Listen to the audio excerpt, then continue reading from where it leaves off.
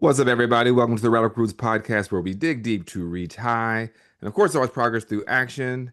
I'm your co host, Payron Baxter. I'm your co-host Ron Sandoval. And coming to you live from Union County, North Carolina, I am Ron Cabuno. Well, I tell you what. Oh, well, hold on. I got some reverb here. I think I got another screen open. Hold on, folks. Oh my gosh, I'm hearing my voice too much. Sounds like my wife here, where she does not want to hear me this much. Let me close the screen out here. It is no bueno hearing myself twice. I know y'all don't want to hear me twice either. Okay, but folks, we're gonna just jump right into it because it has been a while since we got together, since the band got together, the full band here. We're just Pleasure gonna to see jump. you both. Yes, it's been good. Rom's been doing some business stuff across the world. RC was in several different states. I'm headed out of the country tomorrow on Thursday. So it's just good to have everybody all together just to talk about this madness here. But before we kick off, we did lose a few folks last week. We lost Malcolm Jamal Warner on the coast of Costa Rica, and the outpouring of love that he was receiving, I think, was really heartwarming for us in this kind of dark time. All the people, all their great memories, even though his legacy to the layperson might have been kind of tarnished with the scandal of Cosby, even though he didn't do anything, but just the name Cosby on the Cosby Show. And then we had Ozzy Osbourne, and then later in the week we had Hulk Hogan, and who's the other guy? RC, I forgot who. Who was it? Oh, Chuck Mangione. Chuck Mangione. That's right. No. I knew the name. I had to bring it back. So we had a lot of folks that had passed. And I will say this, when I go, I'd rather have a Malcolm Jamal Warner embrace than a Hulk Hogan embrace. Because if folks are making memes of me dying and I'm doing like a pile driver into a casket with blood on my face, that's not a good look for you. But yeah, I think it's just the way people embraced or saw these people. It really just goes to show, as the old phrase goes, a life well lived. You also get that reception on the back end, and you Sometimes cannot, you cannot live your character, right? you can't. And sometimes that's for the better, and sometimes that's for the worse. So everyone thought that Ozzy Osbourne bit the head off of every bat he ever saw. Yeah. Malcolm Jamal Warner, he might have yelled at people a time or two, but we never saw it on screen, right? I Mm-hmm. mean, that was a good kid as far as I was concerned. Mm-hmm. And then, Hulk Hogan was one of the biggest letdowns of my entire childhood when you find out what his get down actually is versus the all American hero that he supposedly represented. Like, I grew up and I ended up, sympathizing with the Iron Sheik and Andre the Giant far more than this dude. Yeah. So, Like yeah. in the real world, one, and I think that ties into our political world, right? Especially someone like a Hulk Hogan, where he is this larger than life figure. But the real guy was Terry Bollea, or Bollea, I think his name was. Was actually just the actor putting on the show of trying to get the nostalgia of America and the propaganda and the toxic masculinity and the Where have we seen that? right? And then it kind of crosses over, this 80s star with orange sprayed skin who then, amasses power on the right wing, who spoke at the 2024 RNC. Who are we talking about? We don't even know anymore. That's Because right. that could have been anybody. But you see how, in wrestling it's called kayfabe, right? Where it's, the Iron Sheik versus, Hulk Hogan, and, they hate each other. Now, in reality, they did just despise each other behind the scenes, but it's all this performance for the audience, and I think that was the purchase that he had with so many of us. And then we find out about his, overt racism, his abject racism, his abuse record, and then again, his at 70s was 70 years old, 71 years old. He was, ball licking Trump at the RNC, and he's my hero. Why is this man who has never done shit in his life your hero? His racist rapist. Why is he your hero, Hulk Hogan? Says a lot Mm-hmm. about the man. That's So, right. and then he rips off his little shirt. I'll never forget that at the RNC. And I was like, wow, that is pathetic. That was the RNC where everybody had the maxi pads. You guys remember that? The maxi pads on Oh, the ears? yeah.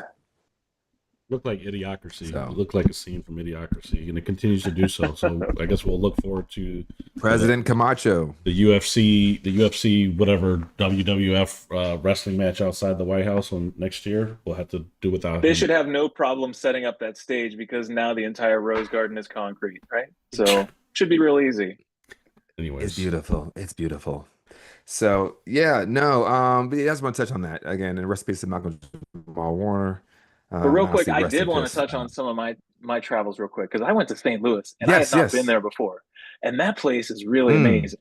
Like my cousin lives in a really cool little liberal enclave, and they have like okay. municipal dollars going into a giant water park in their neighborhood. And the St. Louis Museum, which is free, is damn near as good as the Metropolitan. I was blown away with, Mm, I mean, because it's an old city. So like coming from Charlotte, where everything is so brand new, and it's if it's not funded by one or right. two families, it ain't happening, and it's barely happening. And if it is, yeah, it was a real head turner right there. I was like, damn, I miss a little bit of grit because sometimes that means you got something real shiny on the other side, but you also have culture, man. You have something that's missing in this town because everything is just one subdivision after another. Mm. Did you try the barbecue? Oh yeah, we went to Pappy's and I got myself some ribs, and they were legit. I mean, the brisket wasn't like the best I ever had, but these ribs were the best I ever had. Absolutely, Yeah, I think they're highly known for recommend. ribs and not the brisket. But yeah, it's been about, Yeah, I haven't been in like 20 right. years, but it's It cool. was nice. Yeah. Yeah, Uh, I went. I think I went maybe 14 years ago, and yeah, that was the first thing I tried was the ribs, and then of course St. Louis, blues. It's also big there. A lot of folks Oh yeah. came up from the Great Migration. That was one of the landing spots was St. Louis. So some of the folks that are huge in jazz music, are Yeah, BB's House may, of Blues right there, man. yeah, Oh, so, and yeah. deep fried corn on the cob. Haven't I've had never that. never heard Haven't of had that. that. No, haven't had It was a that. heart attack good time, Okay. man. It was Yeah. So is nice. it It is was So it nice. breaded or like is No, it breaded no, or is it just like dropped it's just in. fried corn? Okay. Just fried up. Before it turns into popcorn, they take that out and put it on a I was plate. about to say. Yeah, it's Okay. nice. Okay. So RC, tell us. You also did some other stuff, a little protesting. Tell us a little bit about that. Absolutely. I'd be happy to because it was an eye opener, but it was also very empowering. So I did what Mm. I like to call the one man protest right here Mm-hmm. in the little suburban neighborhood we have in Indian Trail. And I just took my little blue wagon and I had my whiteboard, and on it, it said WWJD or Alligator Alcatraz. You can't have both. And it's kind of Mm. a real simple message that I thought we could all get behind, but it turns out people were not down with it and in a hurry. Um, Why can't they have both? Why can't they have both, RC? well, they would be able to have both, except I don't think Jesus would be putting people in cages, and he certainly wouldn't want them ripped apart by reptiles. That's just my guess. Mm. I'm extrapolating from the teachings, but I might have missed a line or two. So the HOA president got like over half a dozen texts within the first hour. I got code enforcement of Indian Trail called on me, and this homeboy comes up in a truck, and we had at least a 25-minute conversation while I'm out there. And first thing he says is, I just wanted to make sure you're not causing no trouble. And it looks like you're exercising your First Amendment rights on public property, so I don't see anything wrong. And I was like, you know what? That's what I thought too. So I'm glad you came here, but it was much ado about nothing. And then I could see a couple of the people that probably called on me were circling the block. Mm. And then they kind of came up and confronted me as I'm leaving, and pulling my stuff into my driveway. One dude gets out of the car and wants to get all up in my face. And I'm like, I don't think it's time to have a calm conversation because I don't see you having one. You know what I mean? Like, and we went at it. And then Mm-hmm. this other dude is waiting down the block, like in a line, so he can have his grievance after this dude. But I mean, and then there's a sheriff, I think, that lives a couple doors down, and he's in his car, he's talking to me, and I'm like, do you see what I'm dealing with here? And so it's back and forth, and it wasn't very welcomed, if you will. And the one guy goes to me, he goes, you and your wife, I see you guys do stuff at the pool for the community. He's like, I had some of your hot dogs, but I feel like it was just a trap now.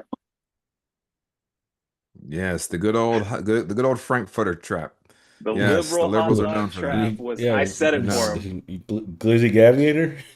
It's like, what's he worried about? Well, like, Now, that day I wasn't wearing my hot dog suit, but if you saw when I went and talked to the people at the protest in Monroe, I was wearing my full hot dog suit just to let them Ah, know, there you go. It's a be bait. It's a loud, bait, be man. loud. I He was a mean, glizzy goblin.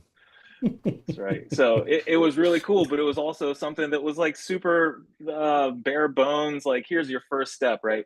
Take a step outside your door. say what you got to say whenever you got to say it. And if somebody doesn't like it, that's okay.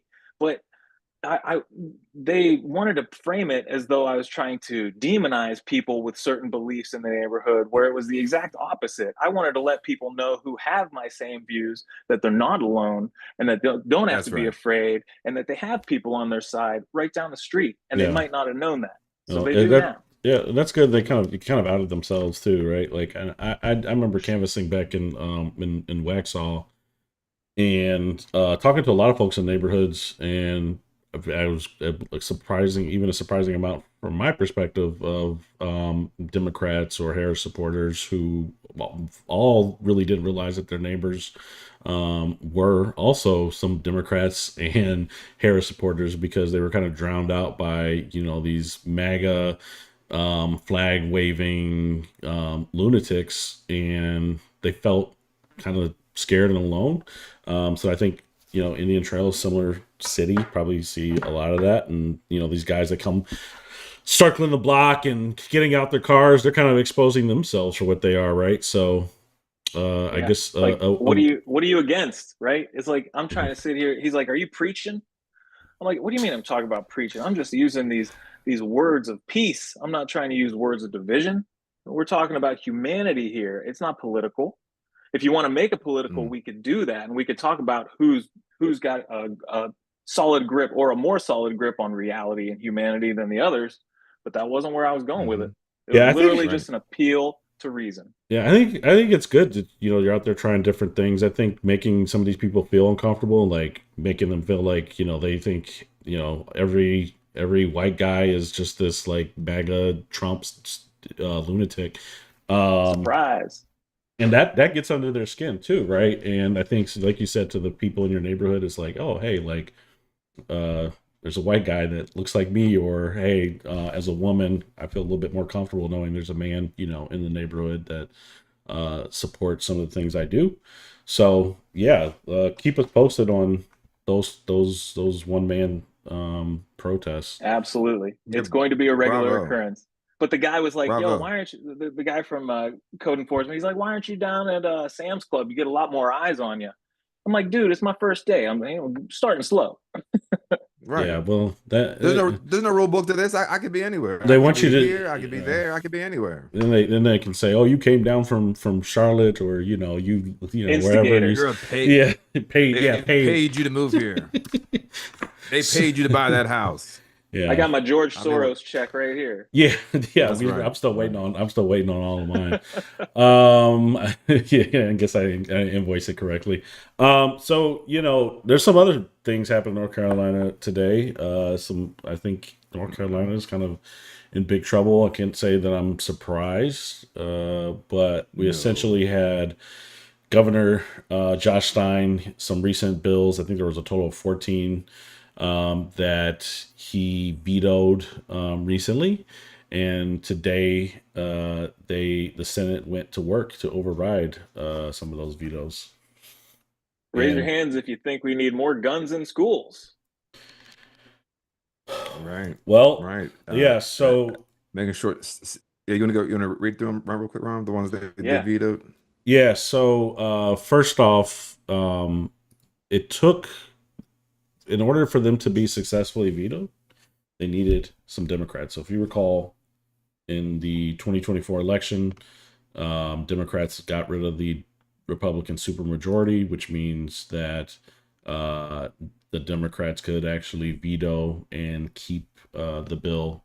So oftentimes for the last previous 2 years, Governor Roy Cooper would veto a bill, and then there was nothing he could do when it would go back to the Republican Senate and House. They would basically override his veto, so he was powerless. But in order for those things to happen, it required 3 votes. Yes, and so, but it didn't require 3. It actually just required, I think, They one. require They one, had one, and so but for 3 different bills. Yeah. yeah. So one of the bills was ensuring that ICE. Basically, I actually don't have the full exact details in front of me. I have to pull those up. But That ICE, that the local governments will work with ICE. which is basically rolling out the red carpet that it is now law that, even if officers had good conscience or don't want to be Nazis or support the Nazis or work with the Nazis, that they will have to by law, by decree. Yeah, so that was one of them, and then another one was basically ensuring that teachers, In anyone private in schools. private schools, and anyone really could enter with guns. So that was another one, Parents as well. and parents. Yeah. And then that's so disappointing. And then another one was basically restricting birth certificate changes for transgender individuals. So we And have let's not forget the one where Duke Energy is allowed to start charging people to build their nuclear plant instead of using any of their mass profits and only their mass profits to do so. And, maybe taking a loan out on their future like any other business does. Now they're just going to pass that cost right on to us. I mean, it's what Christ would want. As we look through all these vetoes, yeah, here we go. I would be hard pressed um, to be convinced that any of these help people, and so are the green ones, these ones that so the veto was had. yeah. So the Senate. So some of these the House still has to vote on, right? And so some of them the basically like it could in theory the House could hold the line without that one, but that would require, as I understand, at least one Republican switching for some reason, right? Um, They're so good at keeping that circle tight, though. yeah, let's see here. Oops. A lot of anti-DEI stuff. And if you want to see what your tax dollars are doing for you and what the people who Here's the ones that it it, were it, it, that were it, overridden in both House and Senate. Right? So the ones we were talking about, law requiring local sheriffs to comply with ICE detainer requests. Um, that was another big one. Recognize male and female sexes under state law. Restrict changing sex designations on birth certificates. That's Nashif Majid.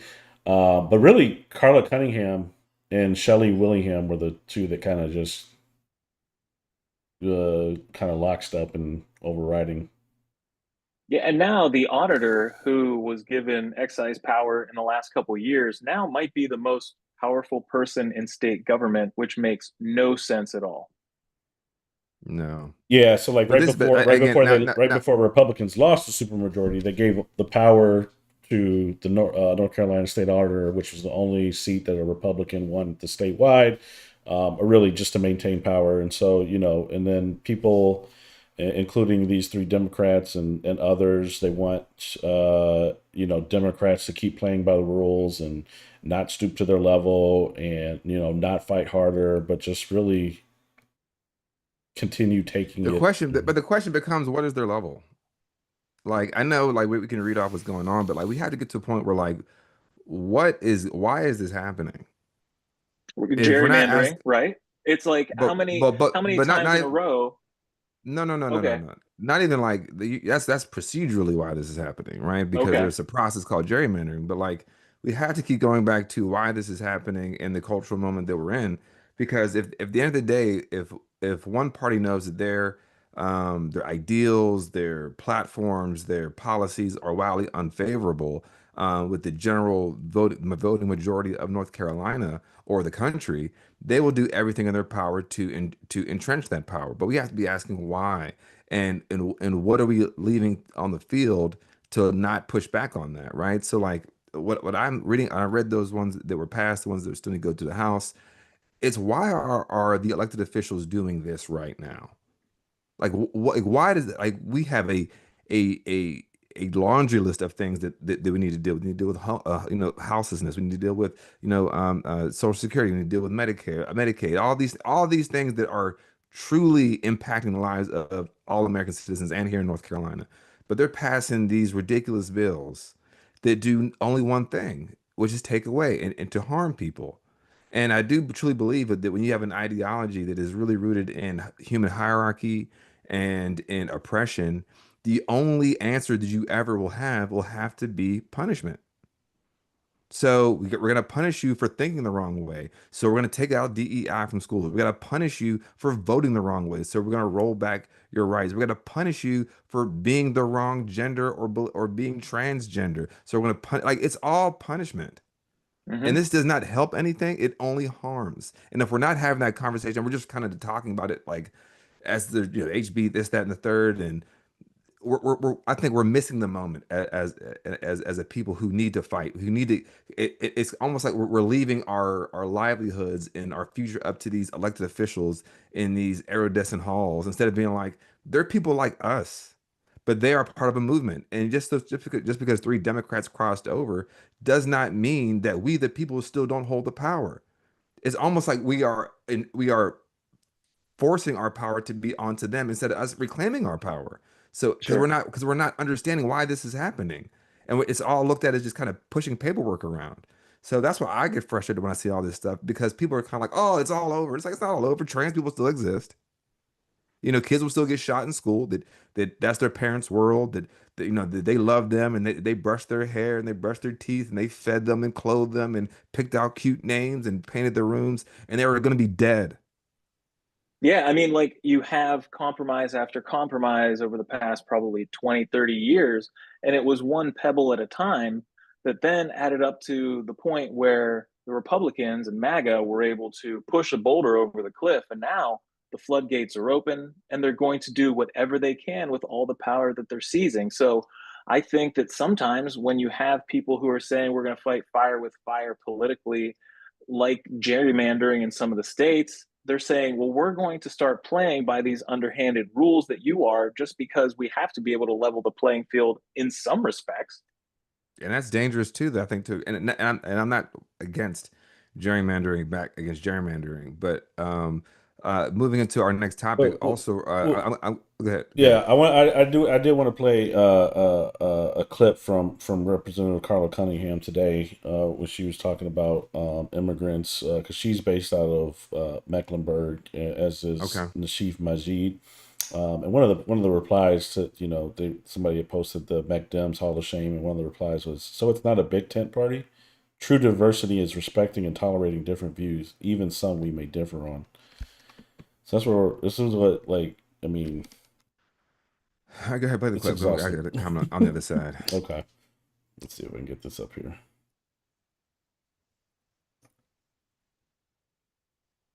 Are not equal. Some I immigrant gotta get this. cultures She's are not equal. Some immigrants come and believe they can function in isolation, refusing to adapt. They have come to our country for many reasons, but I suggest they must assimilate, adapt to the culture of the country they wish to live in. So do you think I can go to another country and set up my own rules to live by, use the language I choose, and then tell that country that you must speak my language? That's not going to happen, nor should it. All cultures are not equal. Yeah. So Yeah, that's really infuriating to listen to over and over again. I've heard that clip today multiple times. And what it is the moment that we're in, fellas, is that and listeners, is that we have two parties right now. We have an overt fascist party, and then we have um, a soft white nationalist party, which is the Democratic Party. And it's really hard to square that circle because we do see people of color represented overwhelmingly more than in the other party. But at the end of the day, it's still holding onto a project that is built on the subjugation and the displacement and the disenfranchisement of groups of people and the dehumanization and the oppression of countless swaths of other people, kind of almost like a Tetris game with inside of that, right? So even when you hear that, this is and if you guys are just listening, this is a black woman saying this. We have to understand that this fight against white supremacy, we are also fighting against people who uphold white supremacy who are not white. Clarence Thomas being another good example of that, right? Byron Donalds and Tim Scott and Cunningham saying these talking points sound like something straight out of the 1920s Ku Klux Klan, right? That these people that come here need to assimilate into what? Into what culture? What is American culture? As Toni Morrison reminds us, American culture just means white culture. But what is whiteness? That's also made up. Like if you're gonna talk about, well, I ate this, right? Well, that's French, that's Scottish, that's Irish. White culture does not exist. So when she says speak our language, America doesn't even have an official language. To speak the And the language, establishment Yeah, and so clause is somebody pointed very. out, you know, she's sitting there with her locks or braids, and she's saying this, and I'm sure people, she, maybe even you, Payron, has heard many times that, you know, it's not work appropriate, right? Like, it's right? basically assimilate. Like, why do you have your And, hair this and way, and right? really, what she's saying is that these people that need to assimilate is that there is a certain way Hmm. of people that get to hold power and they get to dictate what is correct. Even though me as a black woman, I will never get to be the beneficiary of that power. You as an immigrant coming in, you need to accept that. It's, And that is why As we see when with Trump, like the goalposts do keep changing, and whiteness, if you will, or appropriateness is so amorphous that it's just whatever suits their needs at the moment. is right, that I and then just. it go ahead, I go ahead, go I was ahead. just gonna say, and I You got just wonder, like, what did her constituents gain by her nothing, voting this way, nothing. and you know, what did North Carolina gain by her voting this way? Not You gain representing her constituents at all. you gain nothing ever out of out of out of out of divisive politics. You gain nothing. And people who think that there's some sort of short-term sugar high from voting like this or making a speech like that, and gets, you get some thumbs up from the folks across the aisle, those people themselves have already lost their humanity. The people across the aisle have already lost their shared humanity, and this is just a power play to try to force us all into their fever dream of a dystopian future that will ultimately not serve anybody and even themselves. So for her to do this, and I don't know if she was paid off. I'm sure there's some sort of backroom deal of why this happened. The Dems couldn't see it coming or whatever the case may be. But the fact that the party itself is still trying to gather its feet underneath it and try to figure out, well, is she just trying to, be more bipartisan, whatever the case may be? You can't be bipartisan, and you shouldn't align on the worst things. And I think that's the party with the problem writ large on the federal level, is that where they do align is on the worst things, right? On the least humane things. And it just really infuriates me because, again, like, if we're not talking about, like, we're fighting against, again, an overt white supremacist party that will tell you to your face, we want to revere the people that wanted enslavement, that want enslavement to continue, and we want to rename our Air Force bases and military bases after the people that were literal traitors, the United States versus the Confederacy. It shouldn't be called the Civil War anymore. It should be called the United States versus the Confederacy, because that's what it was. These were traitors that threw away their citizenship. In fact, even the concept of citizenship didn't really exist until after the Civil War. That's how much this bipartisan attempt to dictate, and even the concept of citizenship itself was meant to be exclusive and non-inclusive, right? To say, hey, who cannot be protected, who cannot get these rights, and this is why they're trying to attack the 14th Amendment. So I just seeing someone like that who's an African, a descendant of Africans like her, say that. And again, it's not as jarring. It's just kind of like the reaction from the people who are supposed to be the opposition is not there. And the last thing I'll say is this, Rom, we've talked about this multiple times on the show. The Democratic Party is a captured opposition. A captured opposition party means that when it comes time to do the things that are truly populist for the people, right? Raising the minimum wage, making sure we have sick leave, making sure we have expanded health care, they can't find the votes. Parliamentarian. Someone's out sick in the General Assembly, in the State House. Someone, I don't know, they're kind of waffling. They're trying to scale it down. But when it's time to help the overt fascist party hurt people, they can always scrounge up just enough votes. Just enough votes. That is definitionally, and that's I gave you two examples from the state level and excuse me, at the federal level and the state level of how the Democratic Party to this day is a captured opposition. And if you don't mind, is it all right to go into Roy? Not yet. I was actually just going to quickly point out the hypocrisy from Cunningham in her own website, where she talks about racism and violence. She says, um, change is difficult and not welcome when the task seems so difficult. However, we must seek a change in a partial criminal justice system. We must begin to dialogue in our communities on the issue of racism. Until we embrace our differences and learn from past mistakes, we will continue to see injustices and violences occur in our community. I don't know, just As she repeats the talking points of racists. Words to Um, live by, but certainly not ones to govern by, I suppose. Not at all. Not at all. But with this, I want us to think a little bit bigger. I want us to think a little bit broader, folks, if you're listening. Because, we did get some big news this week as well that former Governor Roy Cooper announced his bid to run for North Carolina Senate. And there is, Roy Cooper was a very famous and beloved governor, of Democratic governor. I thought he was a good governor personally. I thought he did some good things as a North Carolina governor during his terms. Um, but one thing that did, again, I'm not knocking the man at all. I mean, he did fight for certain things, but this is a different beast going into the Senate. And on top of that, we're in a different time.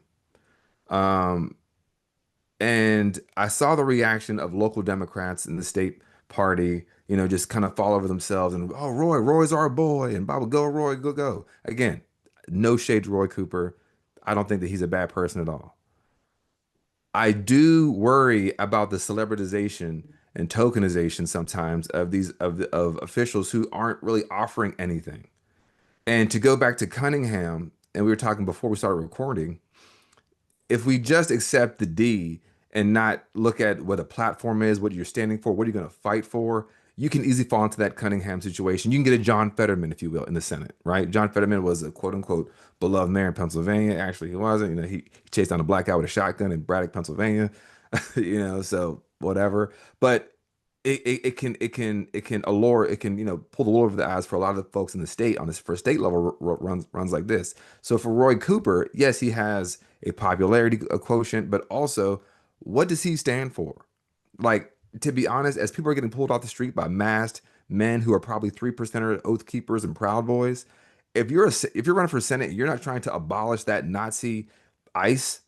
Like, I don't think we should be supporting you just because you're That's right. happy, and you're kind of this kind of smarmy, not smarmy, that's probably a bad word. You're kind of this kind of, suave, Jovial. suave. hokey. It's kind of like this, kind of like hokey, like because it's like, Yeah. oh, I'm from, I'm from, Aw, shucks, dude. yeah, Yeah. oh shucks, there you go, from North Carolina. It's like, dude, but we need you to fight this again, this overt fascist party. I don't want to hear about. And then I watched his launch video, and he's like, and I worked with Republicans. It's like that Yeah. that doesn't My matter hand to was me. across the aisle. Well, you know what? That They will chop your hand off if Yes, they want to. and feed it back to you. So That's like, right. if you are not sitting here saying I'm going to fight to not just get back the Affordable Care Back to where it is, but I think we need to, because it's going to be gone in 2 years, or So 16 you million people are have going to lose this it. So you have name to fight to go recognition. further on. This name recognition, he just waltzes into the race, and you have Right. other people who were already had their candidacy in say, you know what, I'm pulling up carpet, and Yeah. Roy's in the race, I can't win. It's like, well, why is that? Do you not have like the cojones to have a groundswell to get this guy on record as saying what he will do for people as opposed Right. to what he's done in the past, because there are really crucial things that we have to be fighting against right now. And That's so if right. you're joining the race right now, it's kind of like NFL contracts. We are not paying you for what you did in the past. We are paying you for the promise of what you will be doing in the future. So let me hear it.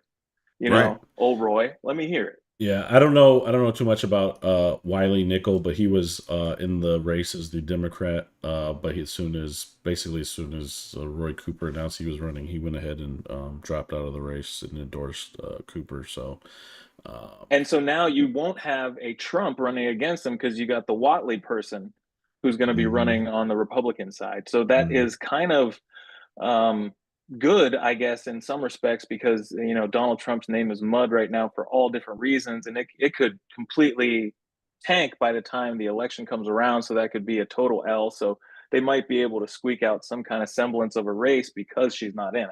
yeah, and again, North Carolina is a state where concession and trying to work with the other side and is not really a good strategy for Democrats. Not only just to like try to appeal to guys like the people circling RC on the corner, right? But also for the fact that like if you do continue to concede ground in a state like North Carolina, that's what Democrats here have done, and that's why we see that this state has more Democratic voters but less Democratic representation, and that continues to be the trend, and they will continue to do things like take away power before they leave office and give it to the only one Republican that won statewide elections. They will continue to take advantage of their North Carolina Supreme Court justices and gerrymander to the shit out of maps and give them the advantages for they can have 25% in the state. If Democrats keep letting them doing what they're doing, they'll have 25% voters and have 75% control, right? And so it's time to stop playing. And you know, I don't know what Roy Cooper's what he's running on this time, but to Peyron's point, like it's not time to, you know, cross the aisle and work together. You're just opportunity for them. That's red meat. That's a weakness. Right. That's a weakness at this point. They're not saying, oh, well, we can work with, you know what, Roy Cooper, you know what, we like him. We're going to start working with Democrats and let's do that. No, they're not. How many MAGA folks have ran on that point in the last how many years? Well, we really like to reach across the aisle. I've never heard it in my entire life. I ain't heard a single Republican, and the media doesn't press them on like, oh, what are you gonna work with the Democrats and reach across the aisle? No, those trans Tifa feminazis, you know, those people are radical leftists, Marxists, called the enemy by the president. Yeah, so like this idea of like what is that supposed to get you? More Republican votes, but that his launch video really shows me and kind of scares me that he still has the kind of the old orthodoxy, the Chuck Schumerism of it all, of like that if we could just get these Republican white people, then maybe. And now officially in 2025, we officially have 60 years worth of data that white people overwhelmingly will not vote for the Democratic Party. Yeah. So if the Democrats could just turn on their base, I've said this multiple times, turn on your base to animate animate your base to persuade the middle, you will win, rather than dilute yourself to try to persuade the middle. Because when you dilute yourself, you're kind of like, well, you don't really stand for shit. At least MAGA, at least Republicans, they are passionate about some shit. It might be lies and bigotry and hatred and violence and death and destruction, but they mean that shit. But you guys are what they say, a dandelion in a tempest.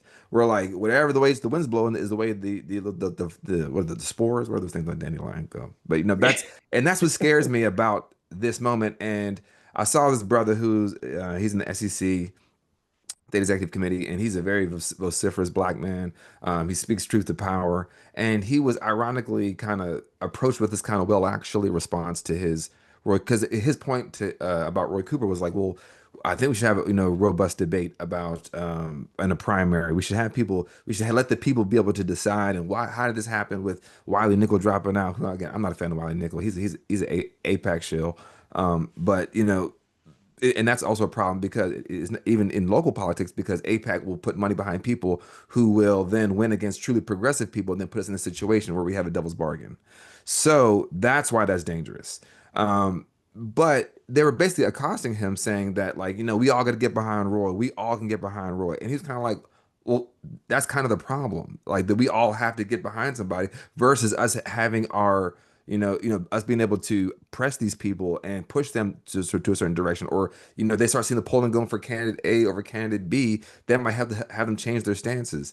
But this whole let's all just jump on the bandwagon, and I don't know where this bandwagon's going, to me is politically inept and also very dangerous. Yeah. Where are the people of color as candidates? Yeah. That's a good question. I don't know. This leads us into our next story, which is also related, is in my opinion, but the Wall Street Journal poll found that the lowest approval for the Democratic Party in 35 years. And what are your thoughts on that? Yeah. Well, as a brand, they're pretty sullied, right? And they keep doing it to themselves. Right. And you have people who are outflanking them in certain areas like Democratic Socialists, but you don't have anybody who's actually coming from within the party, the true part of the party. And where is the opposition? Where are the actual grandstanders on the House floor and on the Senate floor that are speaking their minds and saying what everybody is thinking at home. Where is the actual representation of the Hold people? on, RC. Hold on now. Have By all means. you're telling me you haven't seen the clips of Hakeem Wanye Jeffries out there with his green eggs and ham, one fish, two fish, red fish, blue fish.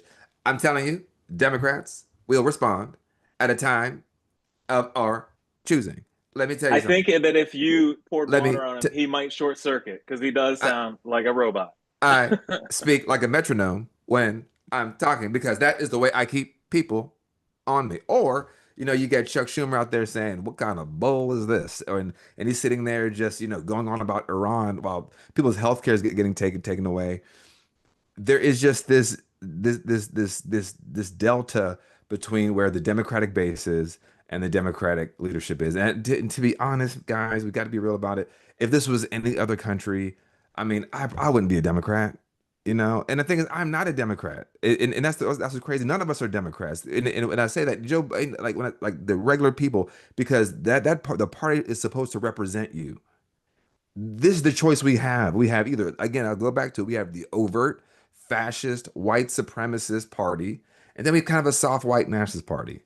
And I think I said this a few episodes ago, but like as black people, we've always had to make this kind of Sophie's choice, right? It was, when we were enslaved, it was I could run away from this plantation, but if I leave, the master's going to kill my wife, or he's going to sell my wife or sell my child. Or if it's 1864, it's I'm going to meet with Abraham Lincoln in the White House. And he's going to tell all the black people, you got to, basically go back to Africa, or you're going to get McClellan and be re-enslaved. Or it's under,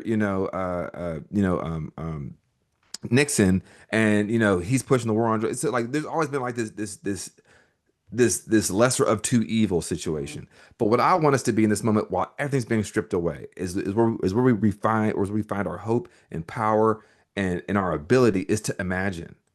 And the Democrats, a liberal party across history, not just in America, the point of a liberal party is not to necessarily be against the fascist party, because that's how it always is. The Weimar, or whether it be in Chile, this is how it happens. It is not to fight them, but their point is to make sure that no one is going to is to quash any progressive march on their left. And that's what the Democratic Party is happening here in 2025. It's honestly been going that way for decades, but I think it's becoming more illuminating to a lot of people. But that's what they're doing. That they can't embrace Zoran Mamdani, they can't embrace Deja Fox, they can't embrace raising the minimum wage to $25. They can't embrace Medicaid for all. They can't embrace these things that would actually. They can't embrace universal child care. They can't embrace these things because they are also beholden to a capitalist system that requires people to be destitute, that requires people to be uneducated, that requires people to be afraid, that requires people to be, sick. That too is a danger. So when I hear Roy Cooper saying, "I'm in it to win it," or Wiley Nickel, "I'm just in it as APAC Shield to be the stand-in for whatever," we are not imagining beggar. We are just trying to hold on to what we got to make it to the next day. So Yeah. yeah, that really reminds me of the deal that just got struck between the United States and the UK.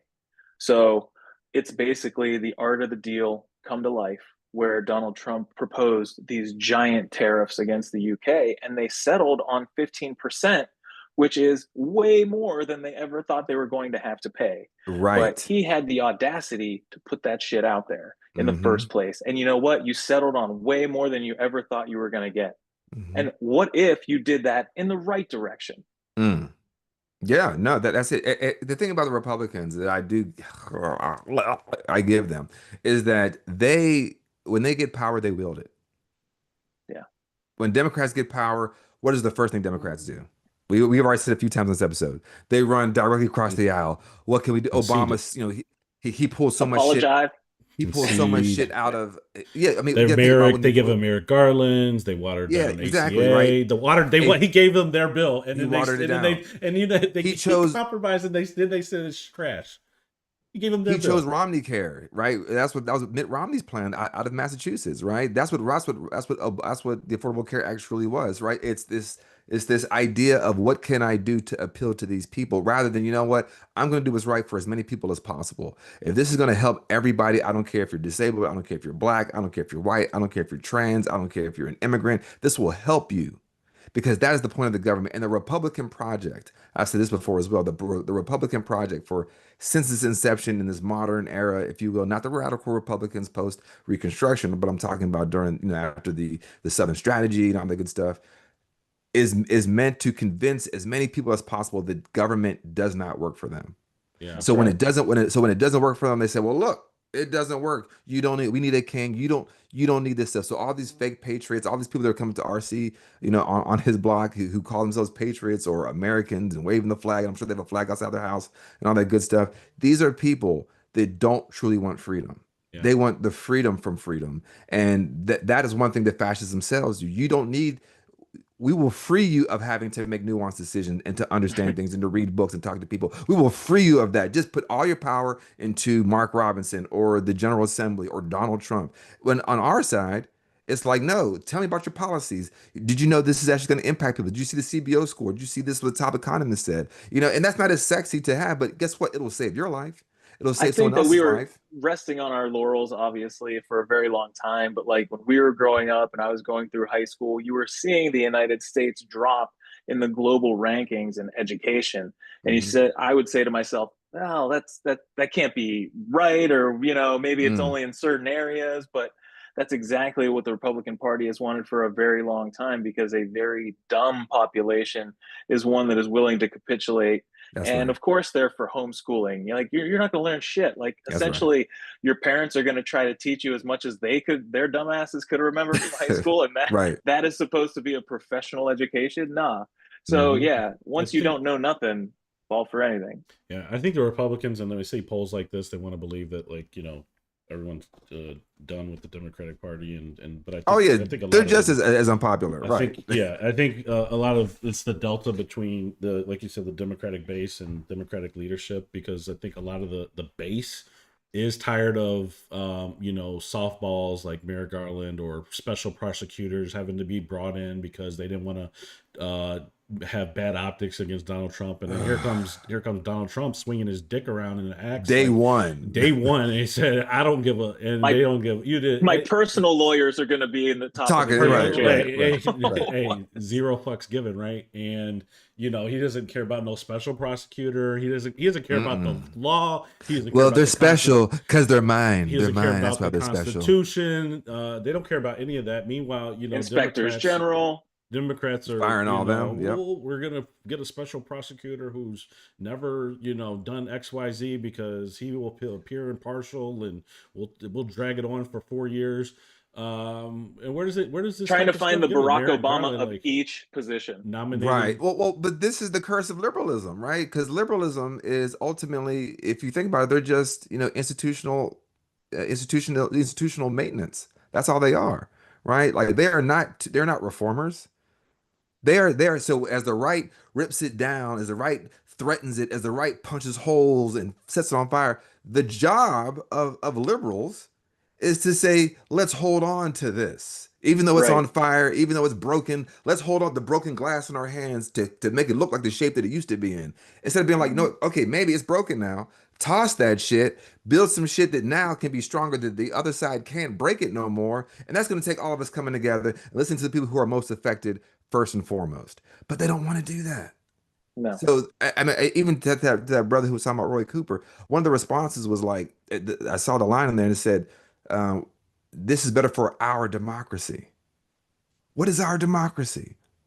Who benefits from our before Trump got in office? Did our democracy benefit women? Did our democracy benefit immigrants? Did our democracy? I mean, we have a system that allows immigrants to pay $96 billion worth of taxes into the tax revenue system, but then they receive nothing. Yeah, I think at this point they Except should the be ability to happier with stay. a two-party system with as long as we have a two-party system, it doesn't really matter if there's concentration camps, mass executions, record Right. unemployment, and all of these things, just for the appearance that things are normal.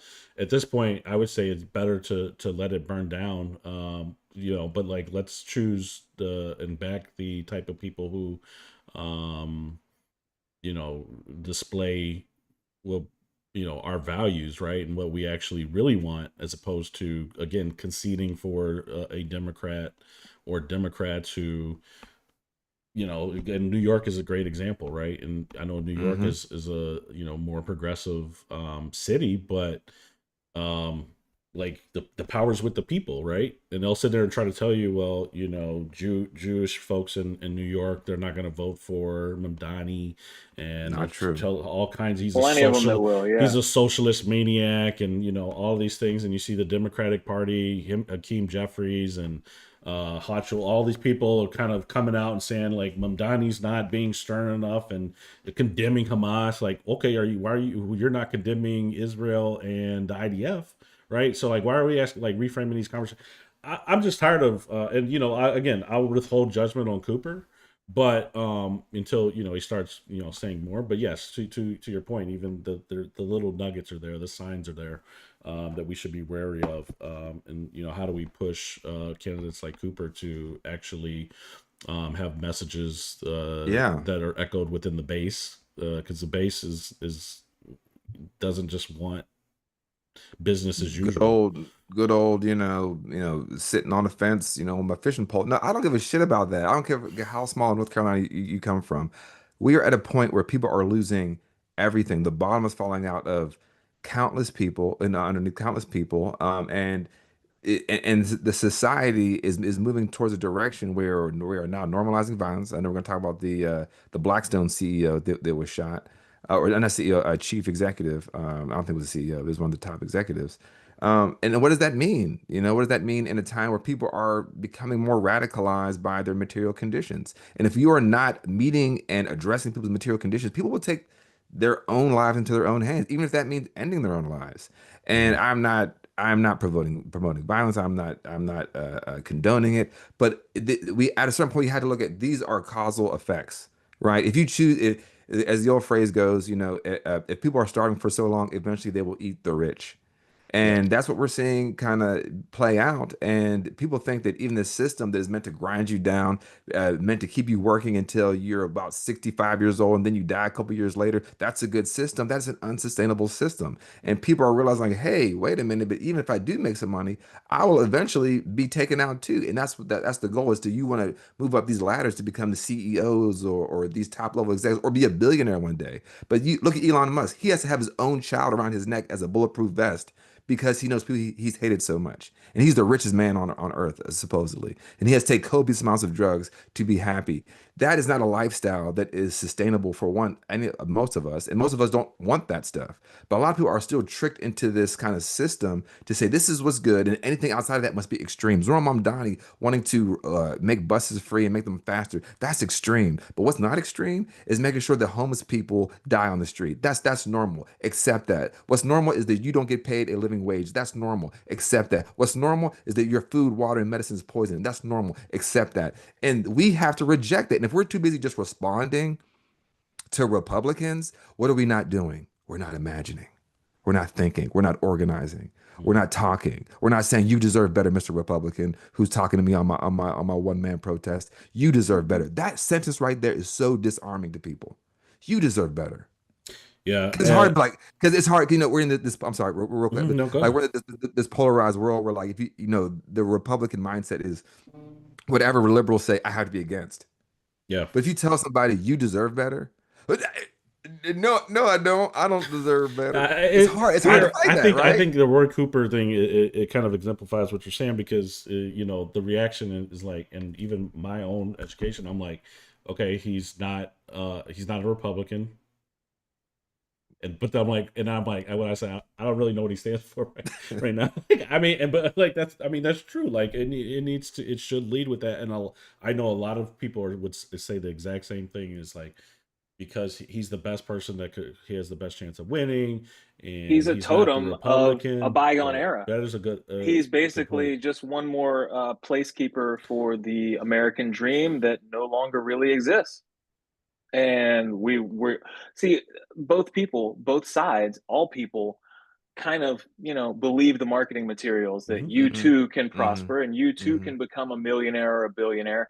And it doesn't matter, what you forget about in the meantime, what kind of morals you set aside, because it's just piece by piece. Yeah. But Mm. like, I know your guys' favorite guy, Thomas Jefferson. The price of Dave, freedom is eternal vigilance. that's right. And it is. But, you know, when we thought that it was the end of history, if you will, in the 80s or 90s, when everything obviously was not correct, but we had a way where we thought that this was just all going to be a postmodern fantasy when we can always just keep going upwards.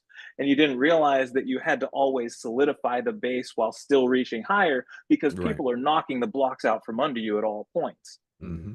This is how Sherilyn Ifill, who's the Supreme Court Justice shortlist, who actually liked our advertising for this show when we first kicked it off. Sherilyn, I remember that, Ron. Mm-hmm. Sherilyn Ifill liked that, but she says that civil rights is democracy maintenance, right? It's like, oh, y'all said this shit on the Bill of Rights and the Constitution. Hold on now, you're not upholding it.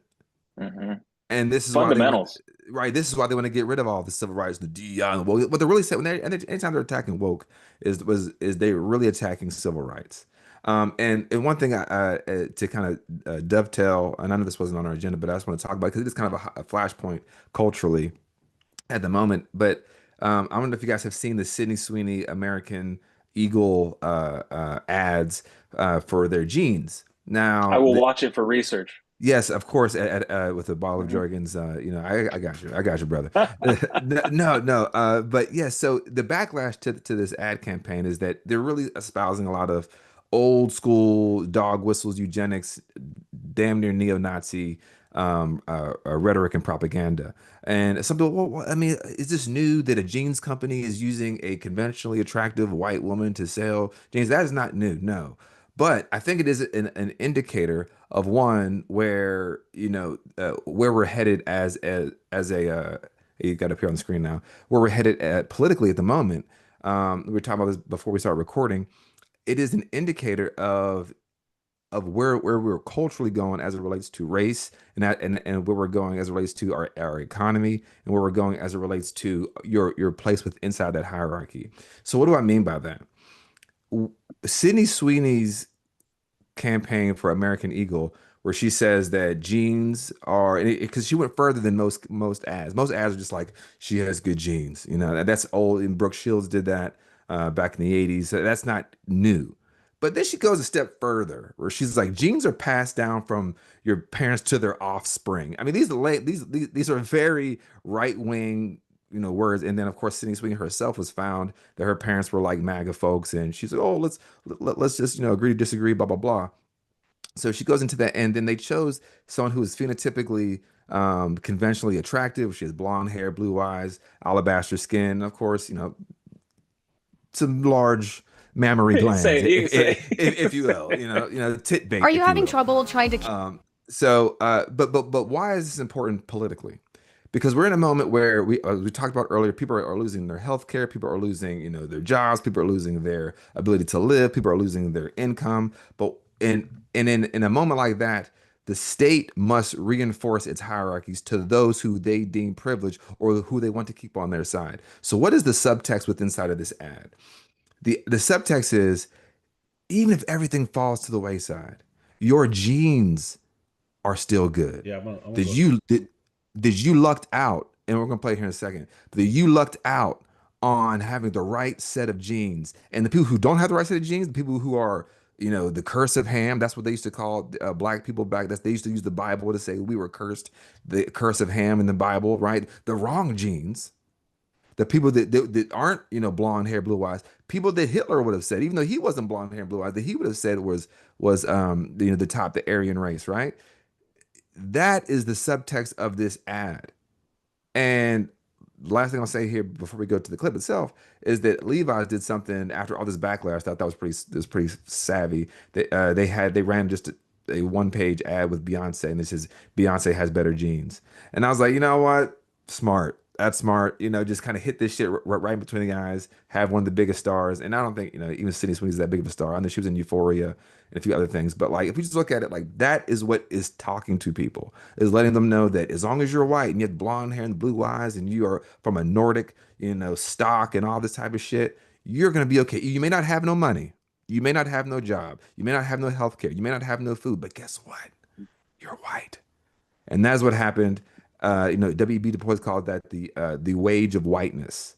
You don't have any more money. You don't have any more privilege. as it relates to financially, but you do have systemic privilege. You don't have to Yeah, that worry racial about. makeup is a currency of sorts. That's right. That's right. Yeah. So you got the clip there, Ron? Yep.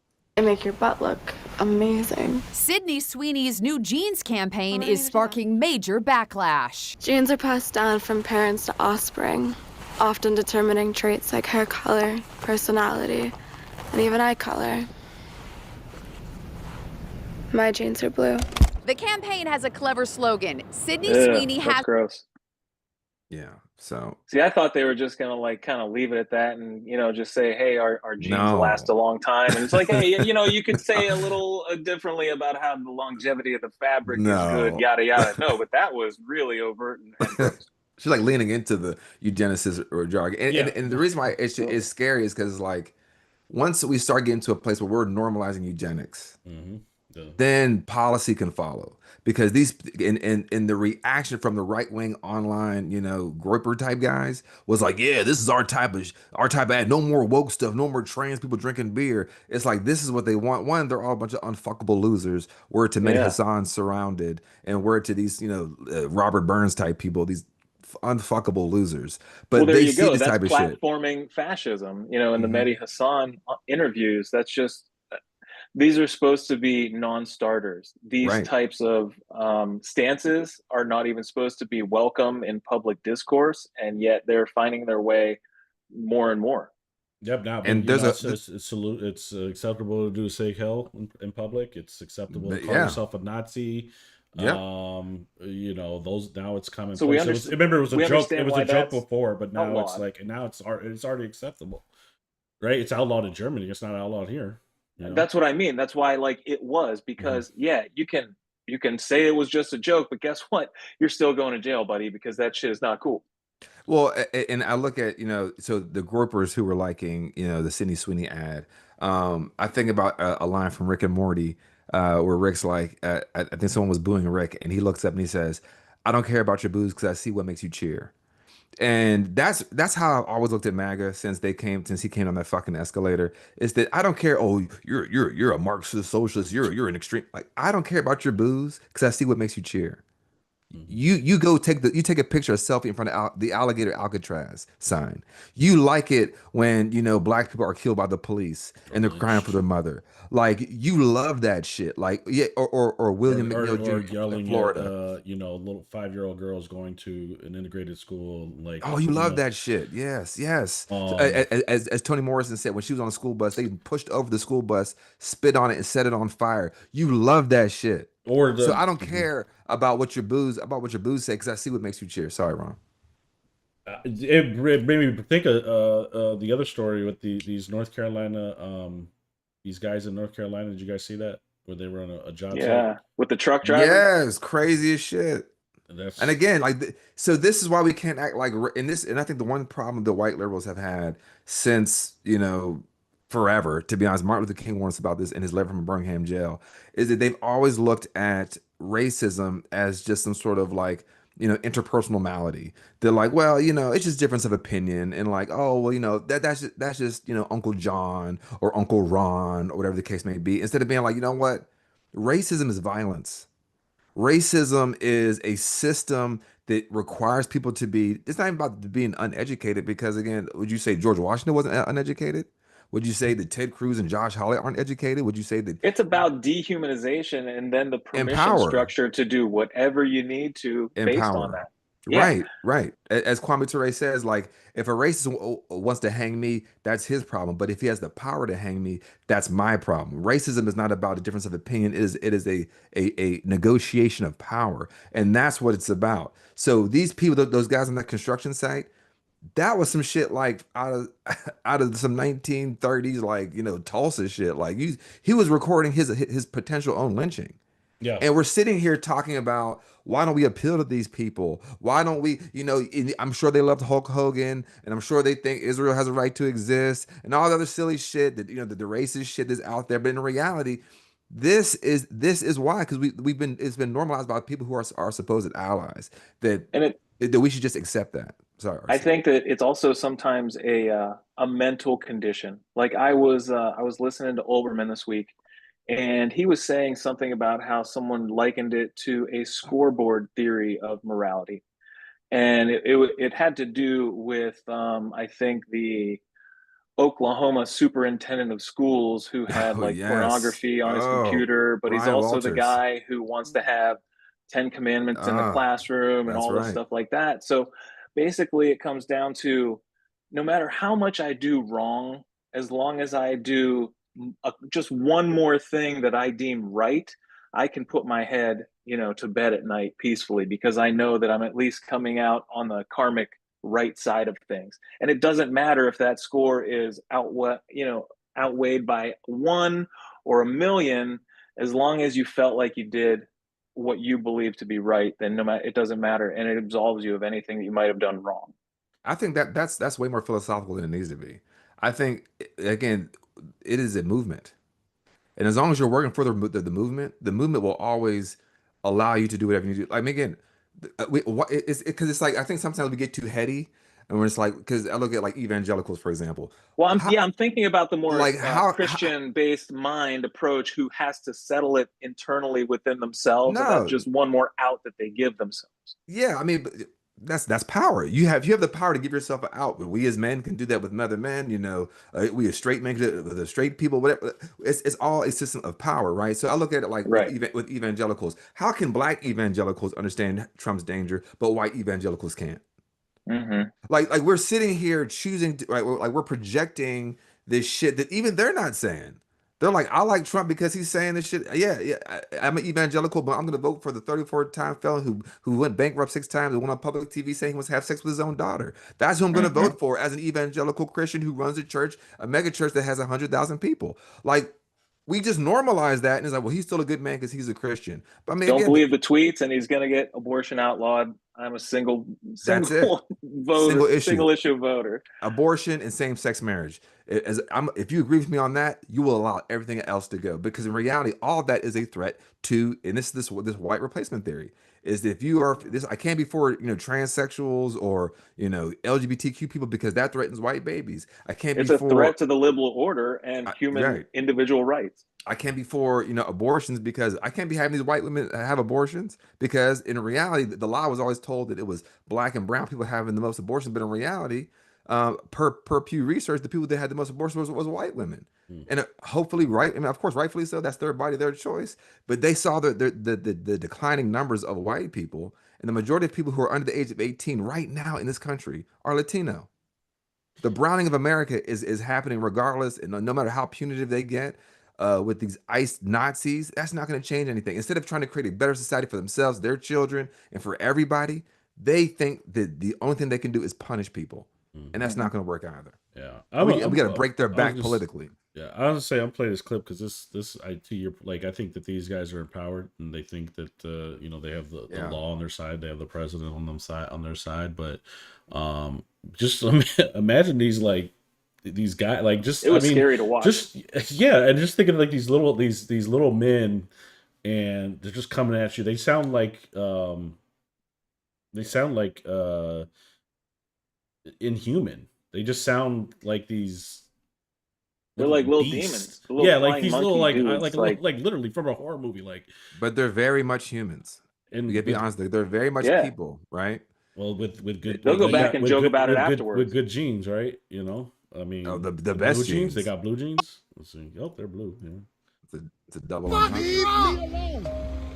Leave me alone. Your fucking truck, kill the cops. I'm leaving now.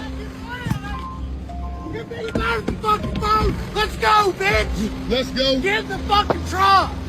Yeah. Don't get out of the truck no more. Don't get out of the truck no more? Take you out. Yes. The sheriff's department's coming to get rid of you and your fucking mud. Okay. So stay in your truck. Yes, sir. Before something bad happens. Yes, sir. Yes, sir. Do it now. Yes, sir. Yes, sir. What I'm saying? Shut your door. Shut your mouth. You're the sheriff? You're the sheriff, right? Yes.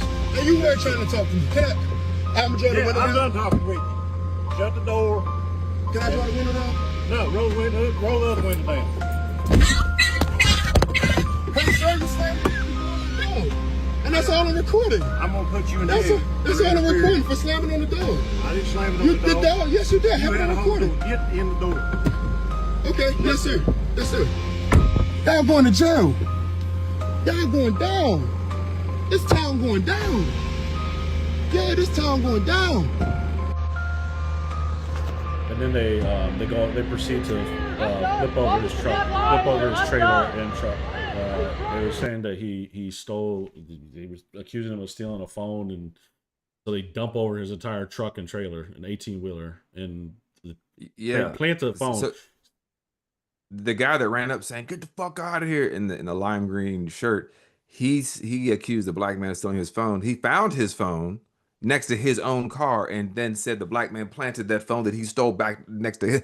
That is the logical inconsistency of white supremacy. And again, as we talk about the violence of it and the violent valence of it, is that they don't need an excuse.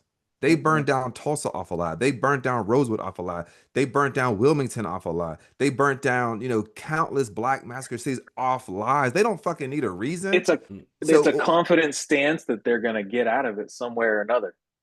But these are people that we're supposed to be told that we have to accept. There's a difference of opinion. Do y'all saw that? They were foaming at the mouth for violence. Yeah. And if he would have, pushed back, or if he was even kind, yes, sir. Yes, sir. As you're about to get potentially lynched. And that's how it's always been. Yeah. Emmett Till, 14 years old. They shot him multiple times, tied an engine around his neck with barbed wire, and then ripped off his genitals. But, people were at 14 years old. And people you want to were tell us poo-pooing him for saying yes, sir, and stuff. Like, hey, man, you know what? He was just maybe trying to get out of there alive. I'm not going to denigrate him for any kind of tactics that he needed to have. But people were doing that online. It's like, what do you expect? I would just say, shout out to him, because as far as I'm concerned, he stood 10 toes down. He recorded the situation, because how often is this happening where it's not recorded? There was something else, I believe it was Arizona, and there was a man, he was going, some solicitation of some sort, I believe. And they were like, you better get out of here, you nigger, you better get on. And they came out the bars and shit. But we wouldn't have known about it if it wasn't for him recording. And he was scared, and he was crying. But as far as I'm concerned, he recorded it. He stood 10 toes down, like he believed in what he was right. And these people you don't have to when your life's on the line. Like, you don't have to, but this is the type, like, you're asking people, these, in this case, two black men, to be brave and to hold the line. Like, why should he have to go? Why should anyone have to go through this for merely being on? He's at work, but driving his truck, and all of a sudden, because you thought he stole something that you think, they took two bulldozers and dumped his truck. You know how insane you guys, you fuckers are. Can you pull up the clip of? Can you pull up the clip of William McNeil Jr. in Florida real quick too? And if you guys haven't seen the clip, I know we've been gone for a little bit, but this was the gentleman in Florida. This is back in February or March, I believe. But the clip just started resurfacing. We've been gone for a week and a half, and I'm like, yeah. So this is the clip from about a week and a half ago. But and this is in Jacksonville, Florida, and he got pulled over for supposedly not having his lights on during the daytime when it's raining, because, that makes sense to pull somebody over, and his window didn't work, and the police, he was just itching to use, they love that little thing to break the window, that they love that little gadget. No, can you find the clip of the? Yeah, it's right here. No, man, do we have to watch it? This is horrible, man. Absolutely. I mean, if we have to experience it and think about what will I tell my child, we absolutely have to rewatch this. Man, this is just so wrong. And basically, what I was taught is to. He has bruised organs, a chipped tooth, deliberate over this matter.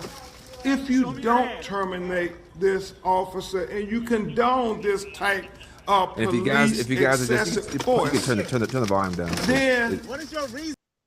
So if you guys are just listening in, if you guys haven't seen the clip, William McNeil Jr., he is in his car, and these police officers are just whooping his ass. He's asking, "What did I do?" He said, my window does not roll down." And these police grab him by the throat, punch him in the face, throw him to the ground. And just like with Cunningham, there's always black people that uphold white supremacy. Word to Stephen and Django. there's a Black officer there's a right black there. officer, right? And then not only that, the sheriff of Jacksonville and the saying sheriff, everything was a by sheriff. the letter of the law. Didn't see any excessive force there at all. That's right, because if the law has always been whatever those in power say it is, and if where you are and who you are is illegal, don't believe what your eyes are telling you right now. That's right. And they had a black token officer go and speak for the press conference, and the sheriff, he wasn't. So his role is not the sheriff. The black man that was talking, he's the older black man with the glasses. Yeah, his role was not the sheriff. He was he is the sheriff because he is a well-known Republican and he went to Liberty University. Unless you're talking about somebody else. And I believe you. No. Like I know that much about this guy. Okay. Yeah, so he's a well-known Republican, Trump supporter. But again, this is pull the ladder up behind me.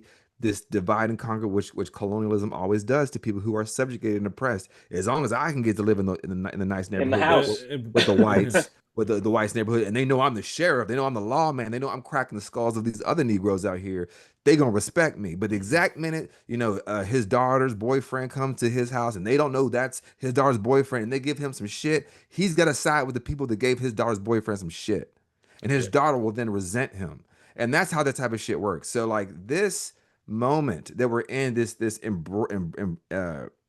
amplified white supremacist violence, whether it be legislative with Cunningham, right, this internalized white supremacy, or it be that officer outside the window, or that sheriff who said that everything was done by the law. And what does that mean? That this is a part of y'all practice. This is a part of how you train. What does training mean then? And when I posted it on my story, I always post this simple phrase anytime we see this: fund this why, reform this how.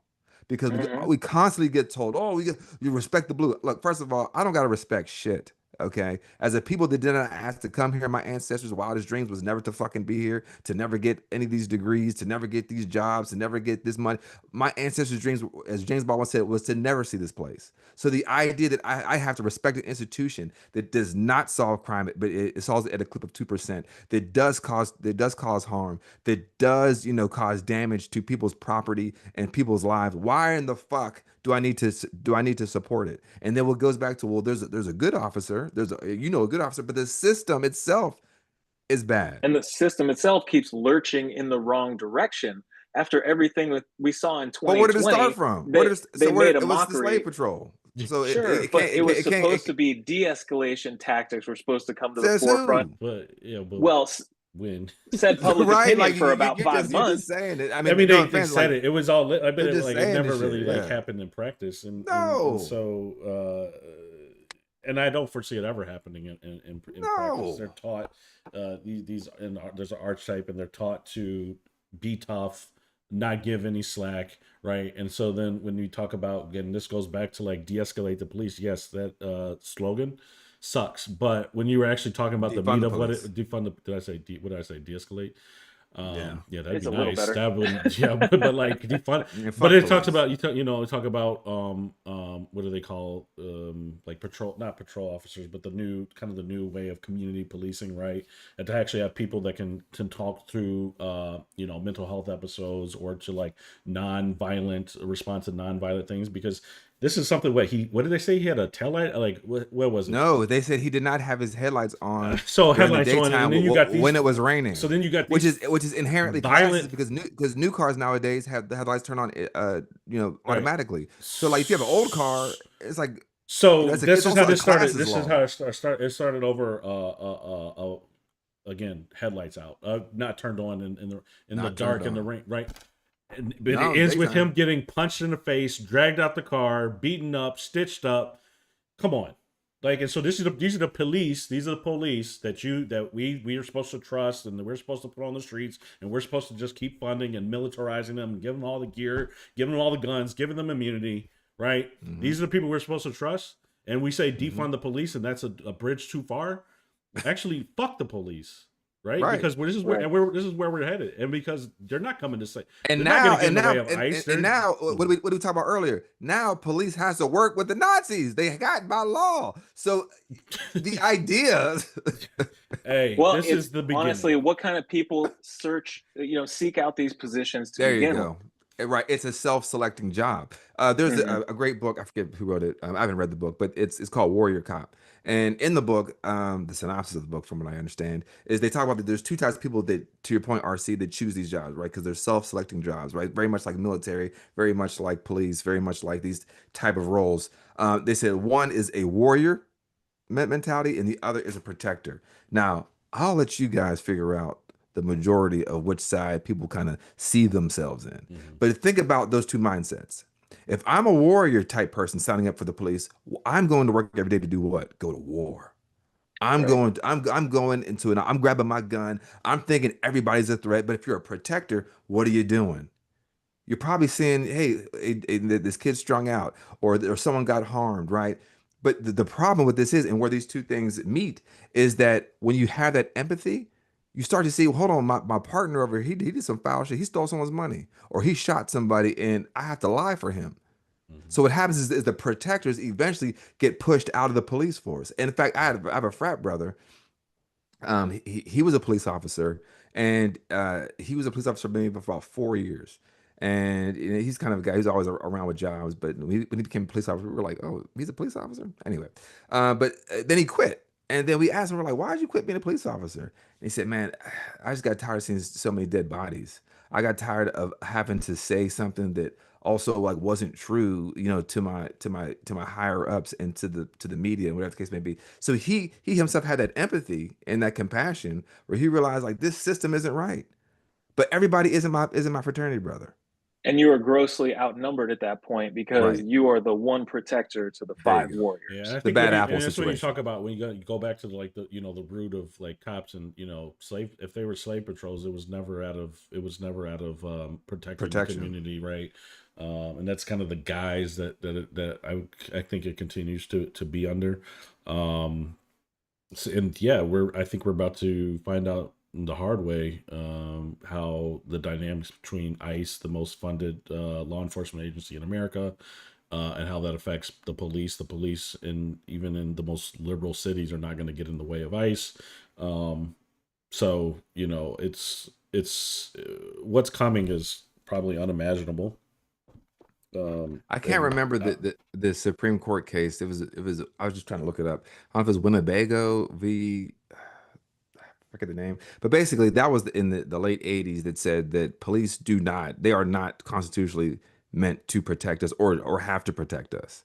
So the idea of protect and serve is anything more than just a bumper sticker or a slogan, and people believe it like that. The Supreme Court said that, but we don't know that, right? We're not taught that. We're not taught that the Supreme Court says the police don't have to protect any of us. So when you're telling people that that you have to respect these people who are literally armed and meant to protect property, right? So we see the thin blue line. I always ask myself, or I ask people who are more right wing than me or more unlearned, that thin blue line. Do you know where that flag comes from? The blue line is meant to separate supposedly the good people from the bad people, and the blue line is there to. But I like to ask, well, who's the good people? Well, yeah. So like, were they the they're bad not people? supposed to? Well, that's what I've always thought Right? about the thin blue line is you always a cop, regardless of where the truth is, the thin blue line is James standing. Baldwin said he said the way I look at it, a cop is a cop. It's a somewhat a gun. I always look I at have the thin blue line. I have to approach it like that. I can't be like, well, is he a nice cop? Is he a black cop? Is it? I look at someone with a gun and a badge, and I have to look at it just like that. The way that I've always Period. looked at it, if I saw a thin blue line, a cop wearing that, I'm like, okay, the truth doesn't matter. As long you're going to be on the side of your comrades. You're going to protect your own. Yeah, you're going to protect your own. You're not going to ever cross that line, right? And I believe that to be true. I have a godfather. He was a Chicago PD, and the shit he was saying, and other cops on his page, and he's like, I have to defend you because my cop friends want to, come after you. I'm like, all right, whatever, dude. You sitting there on the same side of them. So I just don't have like a lot of respect for cops. No, you don't have to. Like blind respect. If I can't really think of anyone right now that I would be like, that's my guy. So just the same way that they try to say it in terms of the civilian population, right? Like the good guy with the gun is going to beat the bad guy with the gun. Well, all these people with guns what are you doing? Yeah, and you saw how they were in the I video. don't trust any you of saw them. how they were in the video, and they're say, "Hey, we're gonna call the cops, and they're gonna get you out of here." And another one sounded like he was part of the sheriff. Like, so He was a sheriff, right? So I mean, like, what He's am I right supposed to there. know? I am the And manager. people say, "Oh, when you need the cops, and when the cops are Right. gonna come protect you." Like, I really honestly, like, if you call the cops to protect me, like, it better be like a damn good reason, because I feel like I could end up dead. Same reason, like, It's gonna get worse. so yeah, it'll get worse. Like, I think people we need went to on be in self-protection mode of, like, you need to have your own, your own medical, you need to have your own guns, you need to have your own everything right now at this point, right? So, Absolutely.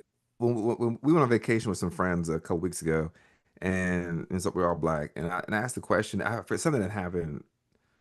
Um, it wasn't William McNeil Jr.'s clip. It was some other clip. There's so many clips that pop up of police brutalizing people, and I asked them, and I said, in your lifetime, how many times have you called the police from the time you were little kids to now with your own kids? And they were like, maybe when I was a little girl one time, and I can never remember one time. No, me We neither. don't call the police because we know that there's a higher chance that when they get there, we'll be injured, we'll be shot, we'll be jailed. Not because we're doing anything nefarious, because again, this thing was built on the slave patrol. You don't even have to know that history.